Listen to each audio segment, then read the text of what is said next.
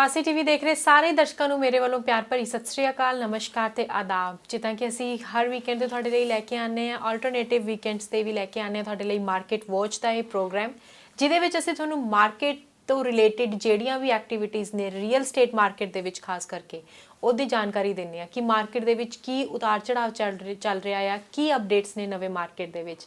ਤੇ ਇਸ ਸ਼ੋਅ ਦੇ ਵਿੱਚ ਸਾਡੇ ਨਾਲ ਸਾਥ ਦਿੰਦੇ ਨੇ ਵਾਜਿਦ ਮਲਿਕ ਜੀ, ਜਿਨ੍ਹਾਂ ਦਾ ਲਗਭਗ 20 ਸਾਲਾਂ ਦਾ ਤਜਰਬਾ ਆ ਰੀਅਲ ਸਟੇਟ ਦੇ ਮਾਰਕੀਟ ਦੇ ਵਿੱਚ। ਤੇ ਜਿਨ੍ਹਾਂ ਨੂੰ 20 ਸਾਲਾਂ ਦਾ ਜੇ ਤਜਰਬਾ ਹੋਵੇ ਤੇ ਸ਼ਾਇਦ ਉਹਨਾਂ ਦਾ ਤਜਰਬਾ ਹੀ ਬਹੁਤ ਹੁੰਦਾ ਆ, ਉਹੀ ਸਾਰਾ ਕੁਝ ਬਿਆਨ ਕਰਦਾ ਹੈ ਕਿ ਉਹਨਾਂ ਨੂੰ ਕਿੰਨੀ ਵਾਸਟ ਨੌਲੇਜ ਆ ਇਸ ਫੀਲਡ ਦੇ ਵਿੱਚ। ਤੇ ਪਹਿਲਾਂ ਤਾਂ ਸਭ ਤੋਂ ਪਹਿਲਾਂ ਉਹਨਾਂ ਦਾ ਮੈਂ ਸਵਾਗਤ ਕਰਦੀ ਹਾਂ ਸਾਡੇ ਸਟੂਡੀਓ ਦੇ ਵਿੱਚ। ਸਰ, ਤੁਹਾਡਾ ਬਹੁਤ-ਬਹੁਤ ਵੈਲਕਮ ਸਾਡੇ ਸਟੂਡੀਓ ਦੇ ਵਿੱਚ। ਥੈਂਕ ਯੂ ਵੈਰੀ ਮਚ ਜੀ। ਤੁਹਾਡੇ तमाम ਦਰਸ਼ਕਾਂ ਨੂੰ, ਦੇਖਣ ਵਾਲਿਆਂ ਨੂੰ ਵਾਜਿਦ ਮਲਿਕ ਦਾ ਮੁਹੱਬਤ ਤੇ ਪਿਆਰ ਭਰਾ ਸਲਾਮ, ਸਤਿ ਸ੍ਰੀ ਅਕਾਲ ਔਰ ਨਮਸਕਾਰ ਅੱਜ ਦੀ ਮਹਿਫਲ ਦੇ ਵਿੱਚ। ਔਰ ਜਿੰਜ ਤੁਸੀਂ ਦੇਖਿਆ ਅੱਜ ਬੜੀ ਵੱਡੀ ਖਬਰ ਵੀ ਸੁਣੀ, ਬੜੀ ਪੂਰੀ ਦੁਨੀਆ 'ਤੇ ਚੱਲ ਰਹੀ ਹੈ ਕਿ ਬਾਲੀਵੁੱਡ ਦੇ ਐਡੇ ਵੱਡੇ ਸਾਡੇ ਜਿਨ੍ਹਾਂ ਦੇ ਬੇਸ਼ੁਮਾਰ ਦਿਲਾਂ ਦੀ ਧੜਕਨ ਔਰ ਕਹਿ ਸਕਦੇ ਹੋ ਤੁਸੀਂ ਔਰ ਫੈਨਸ ਨੇ ਪੂਰੀ ਦੁਨੀਆ 'ਤੇ, ਦਲੀਪ ਕੁਮਾਰ ਜੀ ਫੌਤ ਹੋ ਗਏ ਨੇ। ਪੂਰੀ ਦੁਨੀਆ ਸੋਗਵਾਰ ਹੈ, ਬੜੇ ਫੈਨ ਸੋਗਵਾਰ ਨੇ। ਅਸੀਂ ਵੀ ਉਹਨਾਂ ਦੇ ਦੁੱਖ ਦੇ ਵਿੱਚ ਬਰਾਬਰ ਸ਼ਰੀਕ ਹਾਂ ਔਰ ਦੁਆ ਕਰਨੇ ਆ ਕਿ ਉੱਪਰ ਵਾਲਾ ਸਭ ਰਹਿਮ ਕਰੇ ਸਭ 'ਤੇ। ਲੇਕਿਨ ਬਹੁਤ ਦੁੱਖ ਹੋਇਆ ਕਿ ਐਡੀ ਵੱਡੀ ਹਸਤੀ ਸਾਡੇ ਕੋਲੋਂ ਚਲੇ ਗਈ। ਜੀ ਬਿਲਕੁਲ ਸਰ। ਤੇ ਆਪਾਂ ਹੁਣ ਦੇਰੀ ਨਾ ਕਰਦੇ ਹੋਏ ਆਪਣਾ ਸ਼ੋਅ ਸ਼ੁਰੂ ਕਰਦੇ ਹਾਂ। ਤੇ ਸ਼ੋਅ ਦੇ ਸ਼ੁਰੂਆਤ ਦੇ ਵਿੱਚ ਜਿੱਦਾਂ ਮੈਂ ਆਪਣੇ ਦਰਸ਼ਕਾਂ ਨੂੰ ਦੱਸ ਦੇਵਾਂ ਕਿ ਅਸੀਂ ਸ਼ੋਅ ਦੇ ਸ਼ੁਰੂਆਤ ਦੇ ਵਿੱਚ ਹਮੇਸ਼ਾ ਤੁਹਾਨੂੰ ਇੱਕ ਅਪਡੇਟ ਤੋਂ ਸ਼ੁਰੂਆਤ ਕਰਦੇ ਹਾਂ ਕਿ ਮਾਰਕੀਟ ਵਾਚ ਦੇ ਵਿੱਚ ਕੀ ਅਪਡੇਟਸ ਨੇ ਨਵੇਂ, ਉਹ ਲੈ ਕੇ ਆਏ ਨੇ ਵਾਜਿਦ ਮਲਿਕ ਜੀ। ਹਾਂਜੀ ਸਰ, ਉਹਦੀ ਦੇਖੋ ਜੀ, ਜਿੰਜ ਮਾਰਕੀਟ ਦੀ ਗੱਲ ਕਰਨੇ ਆ ਹਮੇਸ਼ਾ ਕਿ ਮਾਰਕੀਟ ਦੇ ਵਿੱਚ ਕਿੱਥੇ ਜਾ ਰਿਹਾ। Real estate is the main key to get wealthy. If anybody want to get wealthy, ਹਰ ਬੰਦਾ ਅਮੀਰ ਹੋਣਾ ਚਾਹੁੰਦਾ ਜੀ। ਤੇ ਆਈ ਥਿੰਕ ਕੋਈ ਵੀ ਬੰਦਾ ਅਮੀਰ ਜਿਹੜਾ ਪੂਰੀ ਦੁਨੀਆ 'ਚ, ਨਾਟ ਜਸਟ ਕੈਨੇਡਾ, ਅਮਰੀਕਾ ਔਰ ਐਨੀਵੇਅਰ ਐਲਸ, ਪੂਰੀ ਦੁਨੀਆ 'ਚ ਦੇਖਿਆ ਜਾਏ ਕਿ ਜਿਹੜਾ ਵੀ ਬੰਦਾ ਵੈਲਥੀ ਹੈ ਉਹਦੇ ਪਿੱਛੇ ਕਿਤੇ ਨਾ ਕਿਤੇ ਰੀਅਲ ਸਟੇਟ ਹੈ। ਹਾਂਜੀ। ਔਰ ਰੀਅਲ ਸਟੇਟ ਦੇ ਵਿੱਚ ਇਨਵੈਸਟ ਕਰਦਿਆਂ ਹੋਇਆਂ ਸਪੈਸ਼ਲੀ ਤੁਸੀਂ ਦੇਖਣਾ one is a key question कि what is a good time to get in a real estate and what is a good time to get out of real estate. That's the key question not many people can ask. जी बिल्कुल. Or not many people can answer those questions. Exactly. ਬਹਰਾਲ ਇਹਦੇ ਵਾਸਤੇ continuously study ਜਿਹੜੀ ਹੁੰਦੀ ਹੈ ਉਹ ਜ਼ਰੂਰੀ ਹੈ ਕਿ ਤੁਹਾਡੇ ਇਕਨੋਮਿਕ ਇੰਡੀਕੇਟਰ ਕੀ ਕਹਿ ਰਹੇ ਨੇ, ਤੁਹਾਡੇ ਫਾਈਨੈਂਸ਼ੀਅਲ ਸੈਕਸ਼ਨ ਕੀ ਕਹਿ ਰਹੇ ਨੇ, ਸੇਲਸ ਐਕਟੀਵਿਟੀ ਕਿੱਥੇ ਜਾ ਰਹੀਆਂ। ਜਿੰਜ ਕੋਵਿਡ ਕਰਕੇ ਬਹੁਤ ਸਾਰੀਆਂ ਸੇਲਸ ਐਕਟੀਵਿਟੀ ਰੁਕੀਆਂ, ਬਿਜ਼ਨੈਸਿਸ ਰੁਕੇ, ਲੇਕਿਨ ਆਈ ਡੋਂਟ ਨੋ ਕਿ ਜਿਹੜਾ ਕੀ ਕਹਿੰਦੇ ਨਾ ਰੀਅਲ ਸਟੇਟ ਨੂੰ ਫੁੱਲ ਗੇਅਰ ਲੱਗ ਗਿਆ। ਬਿਲਕੁਲ ਬਿਲਕੁਲ। ਔਰ ਮਾਰਕੀਟ ਕਿੱਥੇ ਗਈ ਕਿਸੇ ਨੂੰ ਕੋਈ ਪਤਾ ਨਹੀਂ ਚੱਲਿਆ। ਦੇਖਦੇ ਦੇਖਦਿਆਂ day by day, week by week market ਉੱਤੇ ਚਲੇ ਗਈ ਔਰ ਮਲਟੀਪਲ ਆਫਰਾਂ ਤੇ ਘਰ ਵਿਕੇ ਪਿੱਛੇ ਜੇ। ਲੇਕਿਨ ਹੁਣ ਥੋੜੀ ਜੀ ਮਾਰਕੀਟ ਥੋੜੀ ਜੀ ਸਲੋ ਹੋ ਗਈ ਹੈ। ਮੈਂ ਤੁਹਾਡੇ ਨਾਲ ਡਾਟਾ ਸ਼ੇਅਰ ਕਰ ਦੇਣਾ ਦੈਨ। ਲੇਕਿਨ ਮਾਈ ਐਡਵਾਈਸ ਇਜ਼ ਦਿਸ ਵਨ, ਹਮੇਸ਼ਾ ਇਹੀ ਹੁੰਦੀ ਹੈ ਕਿ deal with the professional people. Market the knowledge ਹੋਣਾ ਜ਼ਰੂਰੀ ਹੈ ਕਿ ਤੁਸੀਂ ਕਿੱਥੇ ਇਨਵੈਸਟ ਕਰ ਰਹੇ ਹੋ, ਕਿਹੜਾ ਪ੍ਰੋਜੈਕਟ ਕਰਦੇ, ਕਿੱਥੇ ਤੁਸੀਂ ਐਡੀ ਹਾਰਡ ਐਂਡ ਮਨੀ ਜਿਹੜੀ ਤੁਹਾਡੀ ਪੈਸਾ ਕਮਾਉਣਾ ਕੈਨੇਡਾ 'ਚ ਬਹੁਤ ਔਖਾ ਹੈ। ਲੇਕਿਨ ਉਹਨੂੰ ਇਨਵੈਸਟ ਕਰਨਾ ਉਸ ਤੋਂ ਵੀ ਜ਼ਿਆਦਾ ਸੋਚ ਸਮਝ ਕੇ ਇਨਵੈਸਟ ਕਰਨਾ ਚਾਹਤਾ ਹੈ, ਕਿਉਂਕਿ ਬਗੈਰ ਸੋਚੇ ਸਮਝੇ ਜਿਵੇਂ ਬਹੁਤ ਸਾਰੇ ਲੋਕ ਇਨਵੈਸਟ ਕਰਦੇ ਔਰ ਲੂਜ਼ ਕਰਦੇ ਨੇ। ਔਰ ਸਪੈਸ਼ਲੀ ਇੱਕ ਐਡਵਾਈਸ ਮੈਂ ਆਪਣੇ तमाम ਦੇਖਣ ਵਾਲਿਆਂ ਨੂੰ ਜ਼ਰੂਰ ਦਾਂਗਾ। People have a cash right now sitting money in the bank. Lot of people have lot of money in the bank, sitting in the bank, and they don't want to take any decision. Trust me, they are losing money every single day. Yeah. Bank not gonna give you nothing. Exactly. Okay, for example, ਤੁਹਾਡੇ ਕੋਈ 2-4 million dollar ਤੇ ਪਏ ਹੋਣੇ ਨੇ ਬੈਂਕਾਂ 'ਚ ਜੀ ਹੈ, ਤੇ ਉਹ 2-4 ਮਿਲੀਅਨ ਡਾਲਰ ਘਟਣ ਦੇ ਨੇ ਜੀ। ਫੋਰ ਐਗਜ਼ਾਮਪਲ ਜਿਹੜੀ ਚੀਜ਼ ਅੱਜ ਤੁਸੀਂ 1000 ਡਾਲਰ ਦੀ ਖਰੀਦ ਲੈਣੀ ਹੈ ਉਹ ਤੁਹਾਨੂੰ 2 ਮਹੀਨੇ ਬਾਅਦ 1000 ਦੀ ਨਹੀਂ ਮਿਲਣੀ। ਬਿਲਕੁਲ ਬਿਲਕੁਲ। The way the inflation is going on, ਔਰ ਇਨਫਲੇਸ਼ਨ ਰਾਈਟ ਨਾਓ 3.6 ਤੇ ਚਲੇ ਗਿਆ ਜੀ, right, which is little bit a dangerous thing too. ਲੇਕਿਨ ਅਗਰ ਮਾਰਕੀਟ ਨੂੰ ਤਫਸੀਲ ਨਾਲ ਦੇਖੋ ਤੁਸੀਂ, ਅਗਰ ਈਅਰ ਟੂ ਈਅਰ ਕੰਪੇਅਰ ਕਰੋ, ਜਿੰਜ ਅਸੀਂ ਜੂਨ 'ਚ ਚੱਲ ਰਹੇ ਹਾਂ ਤੇ ਜੂਨ 21 ਨੂੰ ਜੂਨ 2020 ਨਾਲ ਕੰਪੇਅਰ ਕਰੀਏ ਤੇ ਜੂਨ 20 ਦੇ ਵਿੱਚ ਜਿਹੜੀਆਂ ਸਾਡੇ ਕੋਲ ਸੇਲਸ ਐਕਟੀਵਿਟੀ ਹੈਗੀਆਂ ਸੀ ਉਹ 8645 ਸੇਲਸ ਐਕਟੀਵਿਟੀ ਸੀ, ਜਿਹੜੇ ਸਿਸਟਮ ਦੇ ਤਹਿਤ ਸੇਲਸ ਐਕਟੀਵਿਟੀ ਹੈ। ਲੇਕਿਨ ਜੂਨ 2020 ਦੇ 1 ਦੇ ਵਿੱਚ 11106 ਸੇਲਸ ਐਕਟੀਵਿਟੀ ਹੈ, ਜਿਹੜਾ 28.5% ਦੀ ਸੇਲਸ ਐਕਟੀਵਿਟੀ ਦੀ ਗਰੋਥ ਹੈ ਕੰਪੇਅਰ ਟੂ ਲਾਸਟ ਈਅਰ। ਔਰ ਐਵਰੇਜ ਪ੍ਰਾਈਸ ਜਿਹੜੀ ਲਾਸਟ ਈਅਰ ਸਾਡੇ ਕੋਲ ਸੀ ਉਹ ਹੈਗੀ ਸੀ $9,31,000, ਜਦਕਿ ਉਹ ਹੀ ਵੱਧ ਕੇ ਜਿਹੜਾ $9,31,000 ਦਾ ਘਰ ਹੈਗਾ ਸੀ $1,89,000 ਤੇ ਆਲਮੋਸਟ ਪਹੁੰਚ ਗਿਆ। और अगर प्राइस की ग्रोथ लगाई जाए तो 17% की ग्रोथ है, which is a huge difference. 17% usually market 'ਚ ਰੀਅਲ ਸਟੇਟ ਦੀ ਮਾਰਕੀਟ 'ਚ ਅਗਰ ਲਾਸਟ 10 20 ਈਅਰ 30 ਈਅਰ ਦੀ ਦੇਖਿਆ ਜਾਏ ਤਾਂ 4 ਤੇ 5% ਦੀ ਗਰੋਥ ਹੁੰਦੀ ਹੈ, ਲੇਕਿਨ ਇਹੋ ਜਿਹੇ ਸੀਜ਼ਨ ਦੇ ਵਿੱਚ 17% ਦੀ ਗਰੋਥ ਬਿਜ਼ਨਸਮੈਨ ਲੋਕ ਸਮਝਦੇ ਨੇ। तमाम ਬਿਜ਼ਨੈਸਿਸ ਸਲੋ ਨੇ। ਐਕਟਿਵ ਲਿਸਟਿੰਗ ਅਗਰ ਦੇਖਿਆ ਜਾਏ ਸਾਡੇ ਕੋਲ ਇਸ ਟਾਈਮ ਹੈਗੀਆਂ ਨੇ 16,189 ਔਰ 17 ਦਿਨ ਦੇ ਵਿੱਚ ਘਰ ਵਿਕ ਰਿਹਾ। ਲਾਸਟ ਈਅਰ ਜਿਹੜਾ ਸੀ ਨਾ ਸਾਡੇ ਕੋਲ ਡਾਟਾ ਹੈਗਾ ਸੀ 26 ਦਿਨ ਦੇ ਵਿੱਚ ਘਰ ਵਿਕਦਾ ਸੀ, ਹੁਣ 17 ਦਿਨ ਦੇ ਵਿੱਚ ਘਰ ਹਾਂਜੀ ਘਰ, ਕਿਉਂਕਿ ਐਕਟੀਵਿਟੀ ਡਿਮਾਂਡ ਵੱਧ ਗਈ, ਫੰਡਾਮੈਂਟਲ ਬਹੁਤ ਸਟਰੋਂਗ ਨੇ ਕੈਨੇਡਾ 'ਚ, ਜਿਵੇਂ ਮੈਂ ਤੁਹਾਨੂੰ ਲਾਸਟ ਪ੍ਰੋਗਰਾਮ 'ਚ ਵੀ ਦੱਸਿਆ ਸੀ। ਔਰ ਅਗਰ ਡਿਟੈਚ ਘਰਾਂ ਦੀ ਸੇਲ ਦੇਖਦੇ ਆ ਤਾਂ ਸਾਡੇ ਕੋਲ 5169 ਸੇਲਸ ਐਕਟੀਵਿਟੀਜ਼ ਨੇ, ਸੈਮੀ ਡਿਟੈਚ ਦੀ 1056, ਟਾਊਨ ਹਾਊਸਿਸ ਜਿਹੜੇ ਵਿਕੇ ਨੇ 1971 ਔਰ ਕੰਡੋ ਅਪਾਰਟਮੈਂਟ ਜਿਹੜੇ ਵਿਕੇ ਨੇ ਆਲਮੋਸਟ 2800 ਵਿਕੇ ਨੇ। ਔਰ ਅਗਰ ਇਕਨੋਮਿਕ ਇੰਡੀਕੇਟਰ ਨੂੰ ਦੇਖਦੇ ਹੋ ਤਾਂ ਇਹ ਸਾਡੇ ਕੋਲ GDP ਜਿਹੜਾ 5.7% ਹੈ ਕੈਨੇਡਾ ਦਾ, ਔਰ Toronto employment 9.2%, unemployment 9.6%, inflation 3.6%, which is high, ਕਿਉਂਕਿ ਪੈਸੇ ਦੀ ਵੈਲਿਊ ਦਿਨ ਬ ਦਿਨ ਘਟੀ ਜਾ ਰਹੀ ਹੈ। ਓਕੇ, ਵੱਧਦੀ ਨਹੀਂ। ਪੈਸੇ ਦੀ ਜਿਹੜੀ ਚੀਜ਼ ਹੈ, ਜਿਹੜੀ ਚੀਜ਼ $100 ਦੀ ਆਉਂਦੀ ਅਨਲੈਸ ਉਹ ਕਿਤੇ ਇਨਵੈਸਟ ਤੁਸੀਂ ਵਧੀਆ ਥਾਂ ਤੇ ਕੀਤਾ ਹੋਇਆ ਹੈ। ਹਾਂ ਜੀ, ਲੇਕਿਨ ਪੈਸੇ ਦੀ ਵੈਲਿਊ ਘਟ ਗਈ ਨਾ। ਜਿਹੜੀ ਚੀਜ਼ $100 ਦੀ ਆਉਂਦੀ ਸੀ ਪਹਿਲੇ, $100 ਦੀ ਅਸੀਂ ਜਦੋਂ ਆਏ ਸਾਂ ਕੈਨੇਡਾ 'ਚ $100 ਦੀ ਗਰੋਸਰੀ ਕਰਨੇ ਹਾਂ ਤਾਂ ਪੂਰਾ ਕਾਰਟ ਭਰ ਜਾਂਦਾ ਸੀ, ਹੁਣ ਤਾਂ $100 ਦਾ ਕੁਛ ਆਉਂਦਾ ਹੀ ਨਹੀਂ, ਕੁਛ ਵੀ ਨਹੀਂ ਆਉਂਦਾ। ਬਿਲਕੁਲ ਸਹੀ ਕਹਿ ਰਹੇ ਤੇ ਮਨੀ ਡੀਵੈਲਿਊ ਹੋ ਰਹੀ ਐਵਰੀ ਡੇ।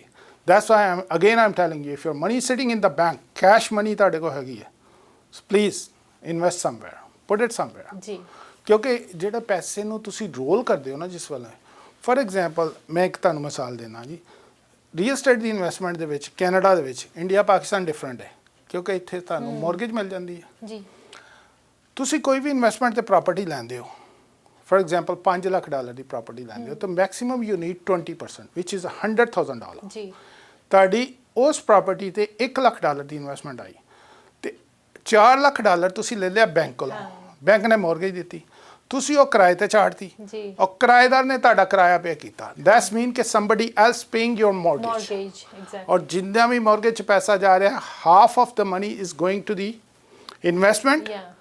ਦੈਟਸ ਮੀਨ ਕਿ ਐਕੁਇਟੀ 'ਚ ਤੁਹਾਡਾ ਜਾ ਰਿਹਾ ਔਰ ਹਾਫ ਇੰਟਰਸਟ 'ਚ ਜਾ ਰਿਹਾ, ਤੇ ਤੁਹਾਡੇ ਪੈਸੇ ਵੱਧ ਰਹੇ ਨੇ। ਔਰ ਜਿਹੜੀ ਪ੍ਰਾਪਰਟੀ ਤੁਸੀਂ 5 ਲੱਖ ਦੀ ਅੱਜ ਲਈ ਹੈ, ਸਾਲ 1.5 ਸਾਲ 2 ਸਾਲ ਬਾਅਦ ਦੇਖਿਓ ਉਹ ਹੀ ਪ੍ਰਾਪਰਟੀ 6 ਤੋਂ 7 ਲੱਖ ਦੀ ਹੋ ਜਾਂਦੀ ਹੈ।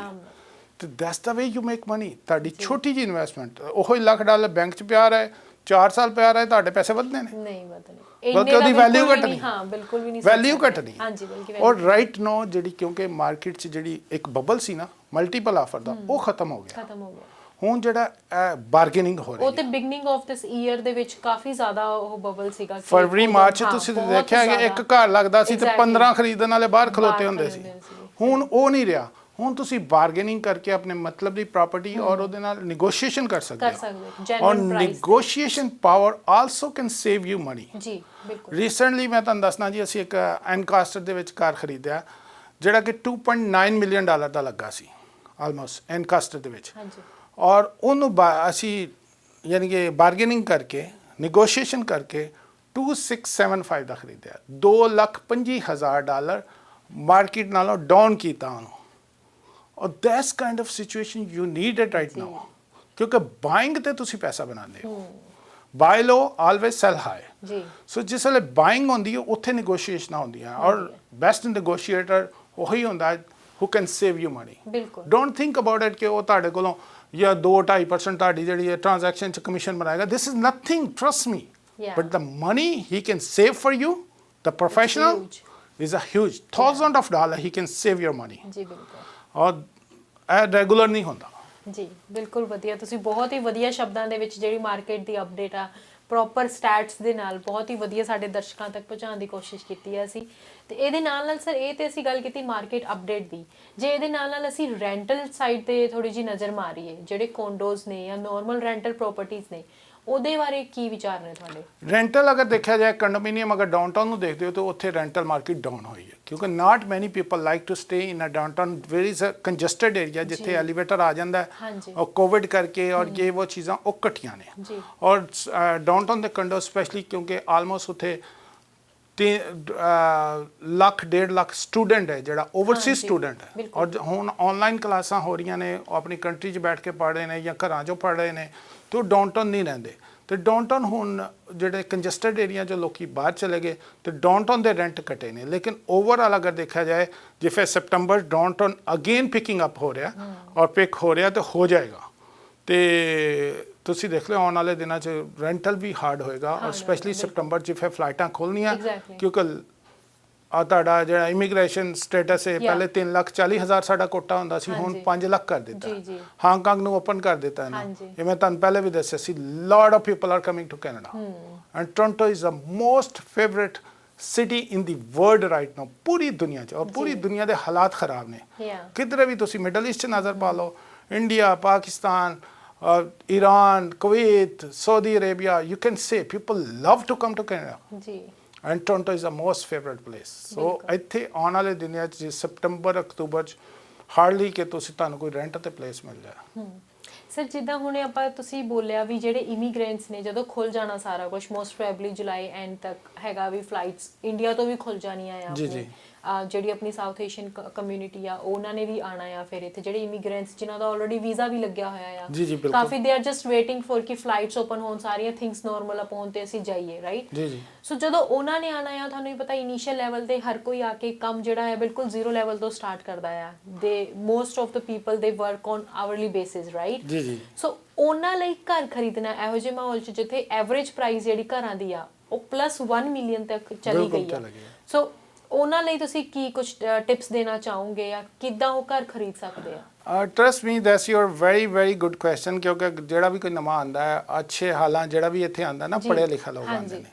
ਜਿੰਨੀ ਕਰੀਮ ਹੈ ਕੈਨੇਡਾ ਦੀ, ਪਾਕਿਸਤਾਨ, ਇੰਡੀਆ ਦੀ ਜਾਂ ਆਪਣੀ ਕੰਟਰੀਆਂ ਦੀ ਕਰੀਮ ਜਿਹੜੀ ਹੈ ਨਾ ਕੈਨੇਡਾ ਖਿੱਚ ਕੇ ਲਈ ਆ ਰਿਹਾ, ਲੈ ਜਾਂਦੀ ਹੈ ਬਿਲਕੁਲ। ਓਕੇ, ਕਰੀਮ ਜਿਹੜੇ ਹਾਈ ਕੁਆਲੀਫਾਈਡ ਪੀਪਲ ਨੇ, ਲੇਕਿਨ ਇੱਥੇ ਆ ਕੇ ਉਹਨਾਂ ਨੂੰ ਆਡ ਜੌਬਾਂ ਕਰਨੀਆਂ ਪੈਂਦੀਆਂ ਬਿਲਕੁਲ, ਵਿਚ ਇਜ਼ ਵੈਰੀ ਪੇਨਫੁਲ। ਯਾ it is painful as well but somewhere it is okay as well. ਜੇ ਆਪਾਂ ਇੱਥੇ ਕੰਟਰੀ ਦਾ ਹਿਸਾਬ ਦੇਖੀਏ, ਜੇ ਇੱਥੇ ਕੰਟਰੀ ਦਾ ਜਿਹੜਾ ਕਲਚਰ ਆ, ਕੰਟਰੀ ਦਾ ਜਿਹੜਾ ਹਿਸਾਬ ਕਿ ਬਹੁਤ ਲੰਬੇ ਟਾਈਮ ਤੋਂ ਜਿਹੜਾ ਚੱਲਿਆ ਆ ਰਿਹਾ ਇੱਕ ਇੱਕ ਜਿਹੜਾ ਰੂਲ ਜਿਹਾ ਵੀ ਇੱਕ ਉਹੀ ਫਲੋ ਚੱਲਿਆ ਆ ਰਿਹਾ, ਜੋ ਵੀ ਆਂਦਾ ਆ ਬਿਲਕੁਲ ਜ਼ੀਰੋ ਤੋਂ ਸਟਾਰਟ ਕਰਨਾ ਪੈਂਦਾ ਹੈ। ਬਿਲਕੁਲ ਜ਼ੀਰੋ, ਨੋ ਮੈਟਰ ਤੁਸੀਂ ਇੰਡੀਆ 'ਚ, ਪਾਕਿਸਤਾਨ 'ਚ, ਕਿਸੇ ਹੋਰ ਕੰਟਰੀ 'ਚ ਤੁਸੀਂ ਕਿੰਨੀ ਵਧੀਆ ਪੋਜੀਸ਼ਨ ਤੇ ਕੰਮ ਕਰ ਰਹੇ ਹੋ। ਇੰਜੀਨੀਅਰ, ਡਾਕਟਰ ਇੱਥੇ ਬਸ ਟੈਕਸੀਆਂ ਚਲਾਉਂਦੇ ਨੇ, ਗੈਸ ਸਟੇਸ਼ਨਾਂ ਤੇ ਕੰਮ ਕਰਦੇ ਨੇ। ਐਗਜ਼ੈਕਟਲੀ, ਕਰਨਾ ਪੈਂਦਾ ਹੈ। ਸੋ ਉਹਨਾਂ ਲਈ ਕਿੰਨਾ ਕੁ ਮੁਸ਼ਕਿਲ ਹੁੰਦਾ ਆ ਘਰ ਲੈਣਾ ਤੇ ਉਹਨਾਂ ਲਈ ਕੀ ਟਿਪਸ ਨੇ? I feel very sorry, trust me, ਮੈਨੂੰ ਦਿਲੀ ਤੌਰ ਤੇ ਦੁੱਖ ਵੀ ਹੁੰਦਾ, ਸਪੈਸ਼ਲੀ ਯੰਗ ਜਨਰੇਸ਼ਨ ਜਿਹੜੀ ਸਾਡੇ ਆਉਣ ਵਾਲੇ ਬੱਚੇ ਨੇ, ਕਿ ਆਉਣ ਵਾਲੇ ਦਿਨਾਂ 'ਚ ਜੋ ਜੌਬਾਂ ਦੇ ਹਾਲਾਤ ਨੇ ਉਹ ਘਰ ਕਿੰਜ ਬਾਏ ਕਰਨ। ਬਿਲਕੁਲ ਇਸ ਬੜਾ ਟਫ ਹੈ ਜੀ ਕਿ ਘਰ ਬਾਏ ਕਰਨਾ, ਕਿਉਂਕਿ ਮਿਨੀਮਮ ਅਗਰ ਤੁਸੀਂ 10% ਡਾਊਨ ਪੇਮੈਂਟ ਵੀ ਕਰਨੀ ਹੈ, $1 ਮਿਲੀਅਨ ਦਾ ਘਰ ਹੈ, ਯੂ ਆਰ ਲੁਕਿੰਗ ਅਰਾਊਂਡ $100,000। ਫਿਰ ਉਹਦੀ ਮੌਰਗੇਜ ਕੁਆਲੀਫਿਕੇਸ਼ਨ ਔਰ ਮੌਰਗੇਜ ਕੁਆਲੀਫਿਕੇਸ਼ਨ ਰੇਟ 5.9 ਤੇ ਚਲੇ ਗਏ ਨੇ। So it's little bit hard unless they can bring the money from back home. ਅਗਰ ਇੱਥੇ ਦੀ ਹਾਰਡ ਅਰਨ ਮਨੀ ਦੇ ਨਾਲ ਜਿਹੜਾ ਕੋਈ $3,000-4,000 ਦੀ ਜੌਬ ਕਰਦਾ ਹੈ ਤੇ ਉਹਨੇ ਘਰ ਦਾ ਕਿਰਾਇਆ ਵੀ ਦੇਣਾ ਹੈ, ਖਰਚੇ ਵੀ ਕਰਨੇ ਨੇ, ਤੇ ਇਟਸ ਵੈਰੀ ਹਾਰਡ। ਤੇ ਉਹਨਾਂ ਨੂੰ ਆਪਣੀ ਜਿਹੜੀ ਨਾ ਇੱਕ ਸਟ੍ਰੈਟਜੀ ਬਣਾਉਣੀ ਪੈਣੀ ਹੈ। ਉਹਦੇ ਵਾਸਤੇ ਤੁਸੀਂ ਕਿਸੇ ਨਾ ਕਿਸੇ ਪ੍ਰੋਫੈਸ਼ਨਲ, ਮੈਂ ਇਹ ਨਹੀਂ ਕਿਸੇ ਨੂੰ ਵੀ ਕਹਿੰਦਾ ਕਿ ਉਹ ਮੇਰੇ ਨਾਲ ਅਪਾਇੰਟਮੈਂਟ ਸੈੱਟ ਕਰਾਂ, ਲੇਕਿਨ you have to sit down with the professional who can do the things for you, आपको टीच करे कि किस तरह वी कैन डू दैट, किस तरह कैसे मार्केट के बीच में they can play with the money और कैसे वो इन्वेस्ट कर सकते हैं बिल्कुल एक राइट वे में, कि जहाँ से they can get some gain, some profit they can get from. देखिए एम लाइफ एक ही एम लेके चलना है ना कि I want to buy a house, that's the aim. I always say कि aimless life is ship without a rod. बगैर मकसद जिंदगी ऐसे जैसे बगैर बादबान के किश्ती। And failing is not a bad thing. Somebody think I fail, failing is not a bad thing. Some people fail. Exactly. Right? Failing is not a bad thing, but the small aim is a creature's crime. Your aim should be high. Okay? Not a small aim, keep in your mind, oh, I can do the security job, I can do this, like that. No. lot of people ਜਿਹੜੇ ਪੜ੍ਹੇ ਲਿਖੇ ਲੋਕ ਆ ਰਹੇ ਨੇ specially, ਉਹ ਇੱਥੇ ਆ ਕੇ ਆਪਣੇ ਆਪ ਨੂੰ ਅਪਗ੍ਰੇਡ ਕਰਨ। ਇੱਥੇ ਦੇ ਕਾਲਜ ਯੂਨੀਵਰਸਿਟੀਆਂ 'ਚ ਕੋਈ ਨਾ ਕੋਈ ਡਿਪਲੋਮੇ ਲੈਣ। ਜਦੋਂ ਅਸੀਂ ਆਏ ਸਾਂ ਅਸੀਂ ਵੀ ਇੰਡੀਆ ਪਾਕਿਸਤਾਨ ਦੇ ਪੜ੍ਹੇ ਹੋਏ ਸਾਂ, ਰਾਈਟ? ਇੱਥੇ ਆ ਕੇ ਅਪਗ੍ਰੇਡ ਕਰਨ ਥੋੜ੍ਹੇ ਬਹੁਤ ਇੱਥੇ ਦੇ ਸਕੂਲਾਂ ਕਾਲਜਾਂ 'ਚ। ਅਤੇ ਸਿਸਟਮ 'ਚ ਆਉਂਦਿਆਂ ਟਾਈਮ ਲੱਗੇਗਾ, ਲੇਕਿਨ you are in the good country. Canada is a very good country where you can grow yourself. ਆਪਣੇ ਬੱਚਿਆਂ ਦੀ ਇੱਥੇ ਨਸ਼ੋ ਨਮਾਜ਼ ਕਰ ਸਕਦੇ ਹੋ ਤੁਸੀਂ, ਔਰ ਉਹ ਪੌਲਾ ਰਹਿਮ ਕਰੇਗਾ। This a very good country, multiculture country, ਔਰ ਇੱਥੇ ਸਾਰਿਆਂ ਨਾਲ ਵੱਡੀ ਗੱਲ ਹੈ ਕਿ ਸੇਫਟੀ ਦੀ ਕੋਈ ਪ੍ਰੋਬਲਮ। ਹਾਂਜੀ ਸਰ, ਬਿਲਕੁਲ। ਯੈਸ ਸਰ ਇਹ ਤੇ ਅਸੀਂ ਹੁਣ ਗੱਲ ਕੀਤੀ ਕਿ ਜਿਹੜੀ ਪ੍ਰਾਪਰਟੀ ਲੋਕਾਂ ਨੇ ਲੈ ਕੇ ਆ ਕੇ ਲੈ ਸਕਦੇ ਆ, ਤੇ ਇਹਦੇ ਨਾਲ ਨਾਲ ਆਫ ਕੋਰਸ ਮੌਰਗੇਜ ਵੀ ਬਹੁਤ ਵੱਡਾ ਰੋਲ ਪਲੇ ਕਰਦੀ ਆ। ਤੇ ਜੇ ਅਸੀਂ ਮੌਰਗੇਜ ਦੀ ਗੱਲ ਕਰੀਏ ਤਾਂ ਕੀ ਇੰਟਰਸਟ ਰੇਟ ਤੇ ਮੌਰਗੇਜ ਅੱਜਕੱਲ ਚੱਲ ਰਿਹਾ ਜਿਹੜੇ ਬੈਂਕਸ ਇੰਟਰਸਟ ਰੇਟ ਅਗਰ ਮੌਰਗੇਜ ਦੇਖਿਆ ਜਾਏ ਤਾਂ ਪੂਰੀ ਦੁਨੀਆ 'ਚ ਇੰਨਾ ਸਸਤਾ ਪੈਸਾ ਨਹੀਂ ਮਿਲਦਾ ਜਿੰਨਾ ਇਸ ਟਾਈਮ ਕੈਨੇਡਾ 'ਚ ਮਿਲ ਰਿਹਾ। ਜੀ 1.4 ਤੇ ਵੀ ਮੌਰਗੇਜ ਮਿਲ ਰਹੀ ਹੈ, 1.45 ਤੇ ਮਿਲ ਰਹੀ ਹੈ, ਲੇਕਿਨ that's kind of things the mortgage can adviser can teach you best, but the rate is very very low. That's why ਅਗਰ ਅੱਜ ਕੱਲ੍ਹ ਤੁਸੀਂ 2 ਬੈਡਰੂਮ ਦਾ ਅਪਾਰਟਮੈਂਟ ਵੀ ਲੈਣਾ ਨਾ, ਫॉर ਐਗਜ਼ਾਮਪਲ ਸਕੁਆਇਰ 1 ਦੇ ਏਰੀਆ 'ਚ, ਮਿਸਾਗਾ ਦੇ ਏਰੀਆ 'ਚ, ਜਾਂ ਡਾਊਨਟਾਊਨ ਲੈਣਾ ਜਾਂ ਮਿਸਾਗਾ ਦੇ ਏਰੀਆ 'ਚ ਲੈਣਾ, you are looking around $2,500 to $3,000 rent. ਤੇ ਜਿਹੜਾ $3,000 ਰੈਂਟ ਬੰਦਾ ਦਿੰਦਾ ਉਹ ਦੇ ਸਕਦਾ ਔਰ ਰਹਿ ਰਿਹਾ, so he can buy his own house or close to $1 million। ਲੇਕਿਨ ਉਹਨੂੰ ਕਿੰਜ ਤੁਸੀਂ ਲੈ ਕੇ ਚੱਲਣਾ, ਉਹਨੂੰ ਕਿੰਜ ਉਹ ਕੀ ਕਹਿੰਦੇ ਨਾ, ਹਾਂਜੀ, ਰੱਖਣਾ ਹੈ, ਉਹ ਕਾਰ ਲੈਣਾ ਸੌਖਾ, ਉਹਨੂੰ ਡਿਜ਼ਾਈਨ ਕਿੰਜ ਕਰਨਾ ਹੈ, ਉਹ ਦਾ ਪ੍ਰੋਫੈਸ਼ਨਲ ਕੈਨ ਮੇਕ ਅ ਜੀ ਡਿਫਰੈਂਸ। ਬਿਲਕੁਲ ਜੀ ਜੀ। ਤੇ ਇਹ ਤੇ ਚਲੋ ਹੁਣ ਸਰ ਪ੍ਰੈਜ਼ੈਂਟ ਦੀ ਆਪਾਂ ਗੱਲ ਕਰ ਲਈਏ, ਜੇ ਅਸੀਂ ਇਹੀ ਕੁਝ ਆਉਣ ਵਾਲੇ ਕੁਝ ਅੱਗੇ ਸਾਲਾਂ ਦੇ ਵਿੱਚ ਦੀ ਗੱਲ ਕਰੀਏ ਤਾਂ ਕੀ ਤੁਹਾਡੇ ਮਾਈਂਡ ਨਾਲ ਕੀ ਪਰਸੈਪਸ਼ਨ ਆਪਾਂ ਲਗਾ ਸਕਦੇ ਨੇ ਮਾਰਕੀਟ ਦੀ, ਕਿ ਕਿੱਥੇ ਜਾਊਗਾ ਮਾਰਕੀਟ? ਦੇਖੋ ਮਾਰਕੀਟ ਦੀ ਅਗਰ ਪਰਸੈਪਸ਼ਨ ਦੇਖਦੇ ਹੋ, ਫਿਊਚਰ ਨੋਬਡੀ ਨੋਜ਼ ਦਾ ਫਿਊਚਰ, ਲੇਕਿਨ ਫੰਡਾਮੈਂਟਲ ਜਿਹੜੇ ਮੈਂ ਤੁਹਾਨੂੰ ਪਹਿਲੇ ਵੀ ਸ਼ੇਅਰ ਕੀਤੇ ਸੀ, ਕੈਨੇਡਾ ਦੇ ਕਾਫੀ ਸਟਰੋਂਗ ਨੇ। ਜਿੰਜ ਇਮੀਗ੍ਰੇਸ਼ਨ ਸਟੇਟਸ ਇਹਨਾਂ ਵਧਾਤਾ 340 ਤੋਂ ਲੈ ਕੇ $5 ਲੱਖ ਕਰ ਦਿੱਤਾ ਹੈ ਨਾ ਨਿਊ ਇਮੀਗ੍ਰੈਂਟਸ ਦਾ। ਹਾਂਗਕਾਂਗ ਨੂੰ ਓਪਨ ਕਰਤਾ ਹੈ। ਪੂਰੀ ਦੁਨੀਆ ਦੀ ਵੈਲਥ ਜਿਹੜੀ ਹੈ ਨਾ, ਜਿੰਨੇ ਵੈਲਥੀ ਲੋਕ ਨੇ, they want to come over here and they are bringing their wealth over here. ਜੀ ਸੋ ਅਗਰ ਪੂਰੀ ਦੁਨੀਆ ਦੀ ਰੀਅਲ ਸਟੇਟ ਨੂੰ ਤੁਸੀਂ ਹੁਣ ਵੀ ਕੰਪੇਅਰ ਕਰਦੇ ਹੋ, ਐਸ ਟੂਡੇ ਤੁਸੀਂ ਕੰਪੇਅਰ ਕਰ ਸਕਦੇ ਹੋ ਵੈਨਕੂਵਰ ਨਾਲ, ਜੀ ਮੈਨਹੈਟਨ ਨਾਲ ਕਰ ਸਕਦੇ ਹੋ, ਲੰਡਨ ਇੰਗਲੈਂਡ ਨਾਲ ਕਰ ਸਕਦੇ ਹੋ, ਟੋਕੀਓ ਨਾਲ ਕਰ ਸਕਦੇ ਹੋ, ਹਾਂਗਕਾਂਗ ਨਾਲ ਕਰ ਸਕਦੇ ਹੋ, ਬੰਬੇ ਨਾਲ ਕਰ ਸਕਦੇ ਹੋ। ਤੇ ਸਾਡੀ ਕੋਈ ਪ੍ਰਾਈਸ ਜ਼ਿਆਦਾ ਨਹੀਂ ਹੈਗੀ। ਨਹੀਂ ਕੀ ਤੁਸੀਂ ਬੰਬੇ ਦੇਖਿਆ ਕਿੱਡਾ ਮਹਿੰਗਾ, ਯਾ ਉੱਥੇ ਘਰ ਲੈਣਾ ਆਮ ਬੰਦੇ ਦੀ ਵਸ 'ਚ ਹੈਗਾ। ਨਹੀਂ ਗਾ ਬਸ ਇੱਥੇ ਸਟਿਲ ਇੱਥੇ ਦਾ ਸਿਸਟਮ ਐਡਾ ਪਿਆਰਾ ਹੈ ਕਿ ਤੁਸੀਂ ਥੋੜੇ ਜਿਹੇ ਪੈਸੇ ਦੇ ਕੇ ਘਰ ਦੇ ਮਾਲਕ ਬਣ ਜਾਂਦੇ ਹੋ। You don't need to pay $1 million from your own pocket, right? ਜੀ ਕਿ $1 million ਦਾ ਤੁਸੀਂ ਘਰ ਲੈਣਾ, ਤੁਹਾਨੂੰ $1 million ਨਹੀਂ ਚਾਹੀਦਾ।